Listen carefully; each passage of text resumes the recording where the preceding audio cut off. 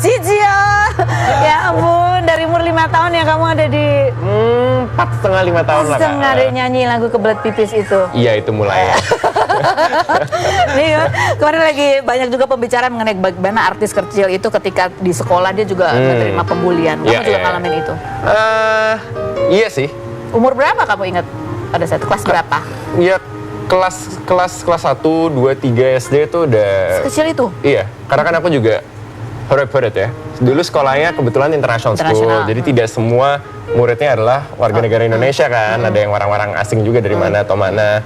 Ya, biasanya mereka nggak ngerti kenapa kamu bisa bolos. Aku mungkin bolos nggak selalu ya, tapi paling nggak kalau syutingnya breaknya pagi datang ke sekolahnya lebih siang, atau nanti break lunchtime aku pulang duluan karena harus syuting gitu. Mungkin mereka banyak yang nggak ngerti itu sih. Kalau dapat privilege sih gitu. Kamu nganggapnya pasti gitu. Kamu diapain waktu pembuliannya itu kayak apa kalau boleh cerita? Ya, I don't wanna go into detail karena nggak perlu juga, tapi ya fisik sih ada juga. Apa yang kamu rasain pada saat itu di usia Ya itu? tentunya sedih dong. Anak kecil, nggak tahu apa-apa, di sekolah dibully. It's not nice. Kalau misalnya ngelihat sekarang why they bully me, aku ngerti. It's not right, tapi aku ngerti. Mungkin mereka ngelihatnya nggak adil lah ya.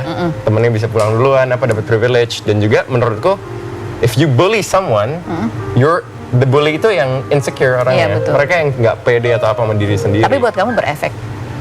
It had an effect, tapi udah nggak ya. Apa dulu efeknya? Ya aku sampai umur 13-14 gitu ya Kak. Kalau misalnya ke tempat yang ramai orang nggak kenal atau apa ya, nggak takut ya. Tapi ada kayak nggak pedenya atau apa.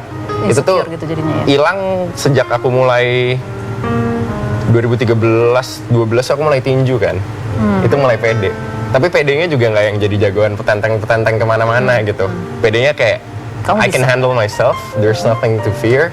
I gotta respect people and people respect me juga gitu sih. Itu aku mengaruhnya dari martial arts. Jadi mungkin kalau suatu hari punya anak atau apa, from an early age aku ajarin combat sport atau karate or whatever. Gitu. Pada saat itu kamu bisa bercerita apa yang kamu alamin?